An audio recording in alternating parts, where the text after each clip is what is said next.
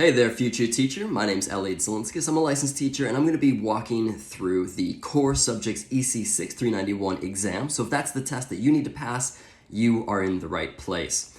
All right, so let's talk about the overview of this pretty large exam. This one includes 5 different tests. The first one is the English Language Arts and Reading, that's 901. Mathematics, 902. Social Studies, 903. Science is 904, and then the Fine Arts, Health, and Physical Education is the 905 exam. Now, let's talk about the retake policy. You might be asking yourself what happens in case you don't pass one or more of the exams. So let's go to retake policy set by the test administrators now. All right, so the one thing is that you have 5 tests to pass in order to pass all core subjects exam. However, if you don't pass an exam, you have a retake time period where you can't retake until the next 30 days. So if you don't pass an exam, you have to wait 30 days to retest. Now that's not it about the retake policy, because there's also an attempt limit. Let's talk about that now. So like I said, there are 5 different tests that you need to pass in order to pass the entire exam, and you're limited to 5 attempts to pass all 5 tests. That means actually, the first time you take the test, you will try and pass all 5 exams. However, that counts as the first attempt. And then you have 4 retakes that is allowed. So now let's go back and get some more information about this exam. The format is on the computer. However, this exam at the time of this recording is not offered online or to be taken remotely.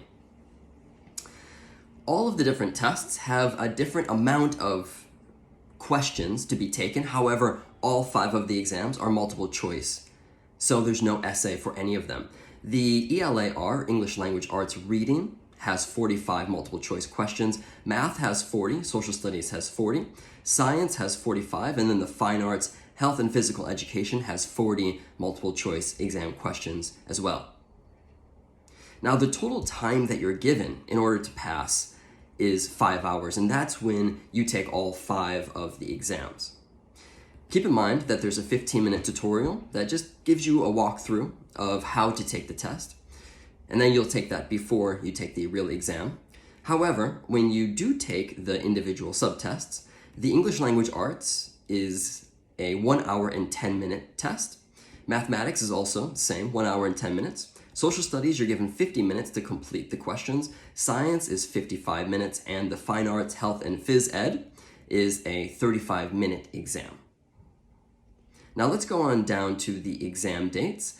This test can be taken year-round, and all you have to do is check the availability for the time and place that you want to test. So it just looks like a calendar. You just click this link, and then you make an appointment to take your exam. Now, as I mentioned before, this exam must be taken at an official exam site. You cannot take this online, but as you are being tested to become a teacher in TExES, you can take this in TExES, but you can also take it nationwide wherever these standardized tests are administered. Now, the passing score that you need to earn in order to reach a passing score is 240 on every single subject exam. That means that if you score really well on science, but not super well on, let's say, the English Language Arts Reading exam, well, they're not looking for the average. You actually have to score 240 at least on every single one of the individual tests. And next is the fee.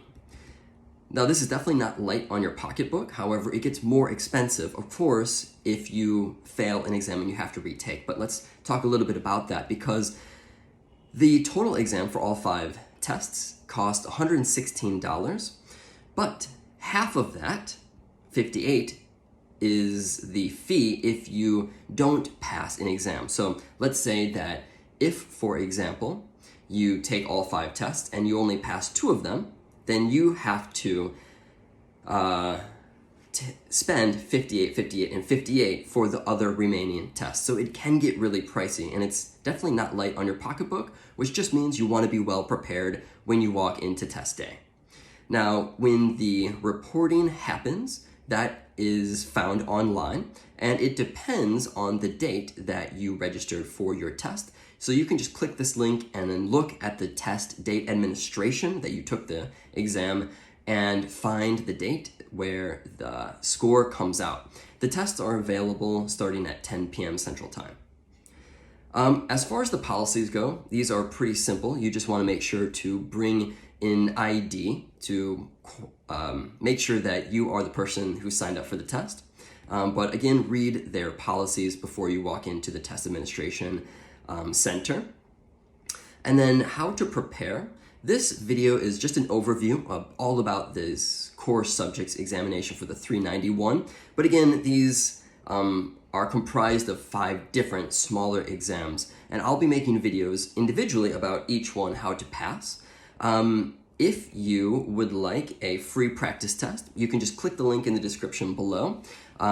We've made a practice test for you just to get started, and then if you have already registered for this test, or if you know that you have to take this test, you can click the link below that, where we have a study guide and 2 full-length practice tests for you to really prepare and check if you're ready for test day.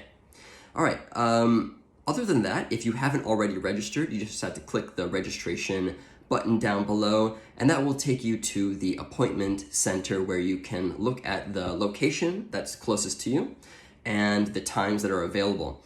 I hope you found this video helpful. If you did, please give it a thumbs up. If you want to see more test prep for teachers, click the subscribe button, and I'll see you in the next video. Thanks so much for watching.